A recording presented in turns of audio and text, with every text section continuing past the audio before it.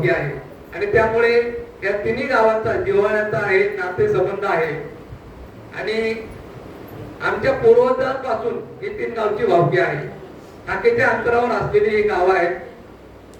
खरं तर मामाचा स्वभाव म्हटलं तर खूप साधा स्वभाव, कोणाला पटकनी, माझ्या तर लक्षात आलं नाही की त्यांनी कोणाला पटकनी असं दुखावले, असं माझ्या लक्षात आलेलं नाही. मी सुद्धा नाक्यावरती कामाला जात असताना पेन रायटर त्या ठिकाणी मीही बऱ्याच वेळा कामाला गेलेलो आहे आणि लोकांना सांभाळून घेणं, ज्याला काम येत नाही त्यांना काम शिकवणं असा त्यांचा स्वभाव होता. एखादा माणूस कुठं अवचकला असेल तर पटकन त्या ठिकाणी जाऊन खांदा देणं किंवा ते म्हणायचे नाही की हा नाक्यावरचा माणूस आहे आणि मी कंपनीचा माणूस आहे, तर असा भेदभाव नाही करायचे. प्रत्येक आपल्या नाक्यावरच्या माणसाला सांभाळून घ्यायचे असा मामाचा स्वभाव होता.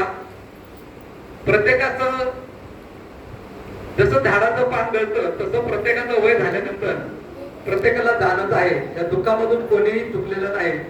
दुःख आहे, दुःखाला कारण आहे आणि दुःखातून बाहेर पडण्याचा मार्ग आहे. श्रावस्ती शहरामध्ये एक कुटुंब होतं आणि त्या कुटुंबामध्ये एक सुंदरशी कन्या जन्माला आली होती. त्या मुलीचं लालन पालन शिक्षण झालं, वयामध्ये आली आणि वयामध्ये आल्यानंतर तिचा विवाह करण्यासाठी आई वडिलांनी तिला सुंदर स्थळ बघण्याचं सुरू केलं.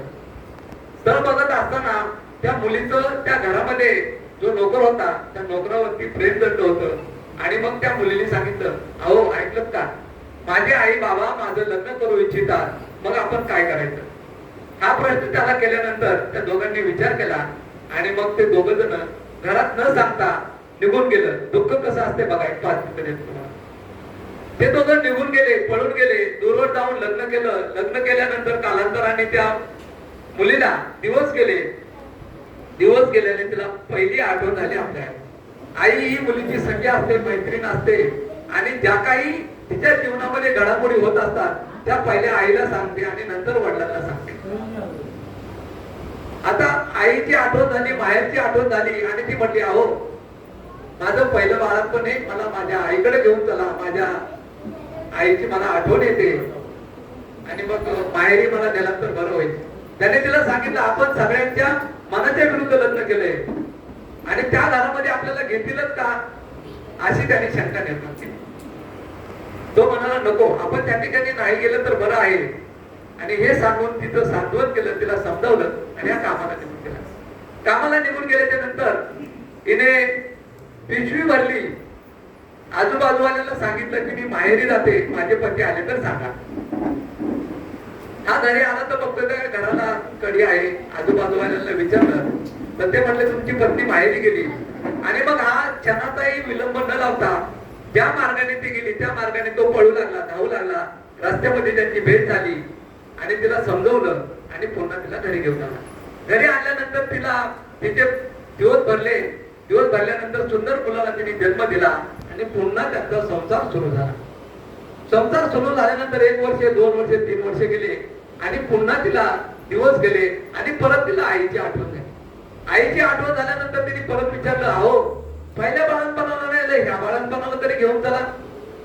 असं म्हटल्यानंतर परत तो म्हटला, अगं पहिल्या बाळणपणाला जायचं कारण तेच होतं, कारण आपल्याला घरात घेतील किंवा नाही घेतील, त्यांच्या मनाच्या विरुद्ध आपण लग्न केलंय किंवा ते मला एक्सेप्ट करतील नाही करतील, कारण मी नोकर, तू घर मालकी, मग आपला विवाह त्यांना पसंत नाही.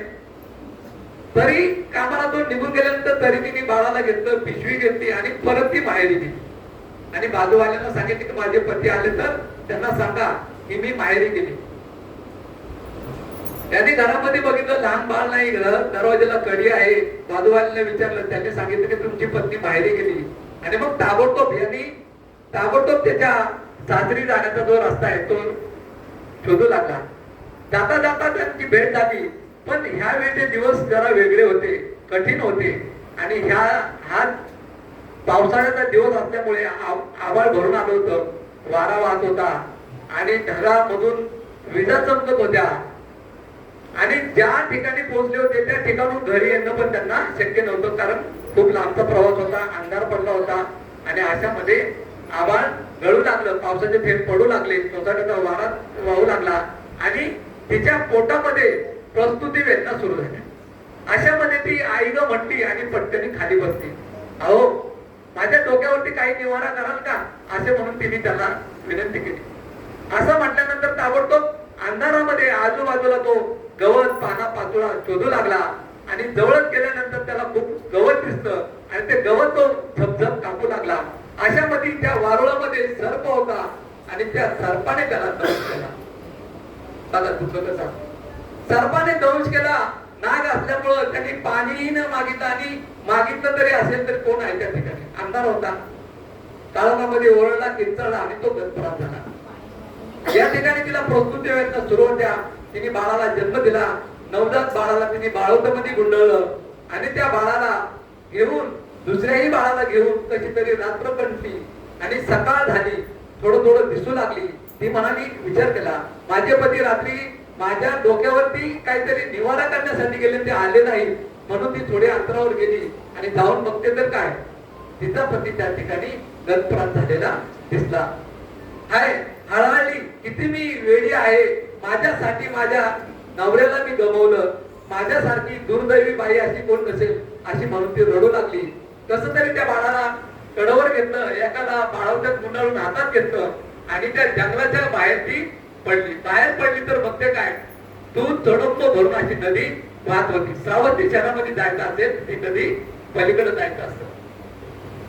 तिने बघितलं, मग जाण्यासाठी मार्ग काय, तर त्या बाळाला कळत होतं, गोड आवाजात आई म्हणून बोलत होतं. त्या बाळाला तिने बसवलं आणि बाळावत्यामध्ये नवीन जे आता झालेलं बाळ आहे त्याला गुंडाळलं आणि पलीकडे जाण्यासाठी ती नदीमध्ये झेपवली. झेपवल्यानंतर ती पलीकडे गेली. जाळीच्या झुडपामध्ये त्या बाळाला ठेवलं आणि गावाकडे बैरू ससाना नावाचा एक प्राणी आहे, पक्षी आहे, तो आताही आहे. तो आपलं भक्ष्य शोधण्यासाठी काही क्षणभर असा स्थिर उभा राहतो आणि त्याला काही भक्ष्य दिसलं की तो ताबडतोब त्याच्यावर धडक घालतो. आणि ह्या बैरू ससाण्याला वाटलं काहीतरी हा मासाचा गोळा आहे आणि या बाळावरती त्याने धडक घातली. पटकनी बाळाला उचललं आणि तो भरारी मारून निघून गेला. हिचं लक्ष गेलं, तिने ओरडली, किंचाळली, टाळ्या वाजवल्या, पण त्याचा काही परिणाम झाला नाही. पण झालं असं की ज्या बाळाला कळत होतं त्या बाळाला वाटलं की माझी आई मला टाळी वाजून बोलवते आणि ते झुडू धावत पाण्याच्या प्रवाहामध्ये उतरलं आणि पाण्याच्या प्रवाहामध्ये जसं उतरलं, पाण्याच्या लोंढ्याबरोबर हेही बाळ वाहून गेलं. दुःख बघा कसं आहे. किंचाळली, ओरडली, पती गेला, 2 बाळं गेली आणि मीही जगून काय करू, मी या पाण्यामध्ये उडी मारून जीव देऊ, आत्महत्या करू, असा प्रश्न तिच्या डोक्यामध्ये उभा राहिला. त्याच क्षणी एक सत्ग्रस्त त्या ठिकाणून जात होता आणि ते म्हणली, भावा, माझे आई बाबा बरे आहेत का रे? तो क्षणभर थांबला आणि म्हणला, ताई, काल धोधो पाऊस झाला, वीज चमकली आणि श्रेष्ठींच्या घरावर पडली. त्यामध्ये आई, बाबा आणि भाऊ हे गतप्राण. ती वेळी झाली, चक्कर आली तिला आणि जागेवरती पडली. कशी तरी ती सावरली. तो म्हणला, त्या ठिकाणी आता स्मशानामधून निघणारा धूर आहे, कदाचित त्यांच्या चित्तेवरती केलेल्या अंतिम संस्कारचा असेल. कशी तरी त्या ठिकाणी गेली, बघितलं तर एकाच चित्तेमध्ये आई, बाबा आणि भाऊ एकाच चित्तेमध्ये जळत असताना पाहून ती वेळी झाली. गल्ली बोळामधून फिरू लागली. लोक तिला दगड मारू लागले. श्रावस्ती शहरामध्ये तथागत भगवान गौतम बुद्धांचं प्रवचन सुरू होतं. त्या ठिकाणी पोहोचली आणि पोहोचल्यानंतर लोक तिला आडू लागले. तथागत भगवान गौतम बुद्ध म्हणाले, आडू नका, तिला आडू नका. जवळ आली आणि मग भगवान बुद्ध म्हणाले, भट्टाचार्या, शुद्धीवर ये, असं भगवान बुद्धांनी उपदेश केल्यानंतर ती शुद्धीवर आली. समोर बघते तथागत भगवान गौतम बुद्धांचं प्रवचन सुरू आहे. ग्रामस्थ बसलेला आहे, भिक्खू संघ बसलेला आहे. आणि मग स्वतःकडे बघितलं तर तिच्या अंगावर एकही वस्त्र नाही. आणि मग अशा अवस्थेमध्ये ती लज्जेने खाली बसली. तिच्या अंगावरती चिवर टाकलं. भगवान बुद्धांचं प्रवचन संपलं आणि भगवान बुद्धांना ती शरण केली. भगवंता, माझ्यावरती दुःखाचा डोंगर कोसळलेला आहे आणि ह्या दुःखाच्या डोंगरामधून तुम्हीच मला सावराल. अशी मी तुम्हाला शरण येते.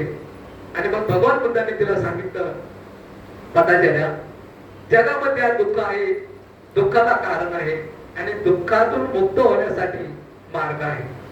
प्रत्येक माणूस जन्माला येतो, तो एक ना एक दिन आपल्या आप्तांना, सखेसोऱ्यांना, नातेवाईकांना सोडून हे जाणत आहे. यामधून कोणीही चुकलेला नाही. कालांतराने ती भिक्खू संघाची नायिका झाली आणि नदीवरती गेली, हातपाय धुतलं, तोंड धुतलं आणि वजळीमध्ये पाणी घेतलं आणि त्या वाळूमध्ये तिने फेकलं. ते पाणी फेकल्यानंतर ते नदीमध्ये वाळूमध्ये जिरलं. अजून पाणी घेतलं, अजून लांब फेकलं, अजून पाणी लांब फेकल्यानंतर ते पाणी सुद्धा त्या वाळूमध्ये जिरलं गेलं. तिच्या लक्षात आलं की प्रत्येकाला दुःख आहे, मरण आहे. मग ते लवकर असेल, थोडं उशिरा असेल, पण दुःख हे, मरण हे सर्वांना आहे. ज्या व्यक्तीवरती आपण आतोनात प्रेम करतो, त्याला जीव लावतो, मग ते माणूस असेल, प्राणी असेल, काही असेल, ज्याच्यावरती जास्त जीव असतो त्या माणसापासून जास्त माणसाला दुःख उत्पन्न होतं. तसंच आज या ठिकाणी मोरे परिवारावरती जो दुःखाचा डोंगर कोसळलेला आहे, त्या मोरे परिवाराला मी विनंती करेन, सचिन आणि नितीनला विनंती करेन की आपण वडिलांनंतर वडिलांची जी बांधिलकी आहे ती आपण जोपासावी, सामाजिक कार्यामध्ये सहभाग घ्यावा, आईला जीव लावावा, आपल्या नातेवाईकांना सर्वांना आपण कनेक्ट व्हावं. समाजामध्ये आलात तर बरंच काही शिकायला मिळेल आणि त्यामधून नक्कीच आपलं भविष्य उज्ज्वल होईल. या ठिकाणी आपण मला बोलवलं, श्रद्धांजली वाहण्याची संधी दिली. आपल्या सर्वांच्या प्रती मी मंगलकामना व्यक्त करतो आणि मामांना भोसले परिवाराकडून भावपूर्ण मी श्रद्धांजली वाहतो. जय भीम, नमो बुद्धाय.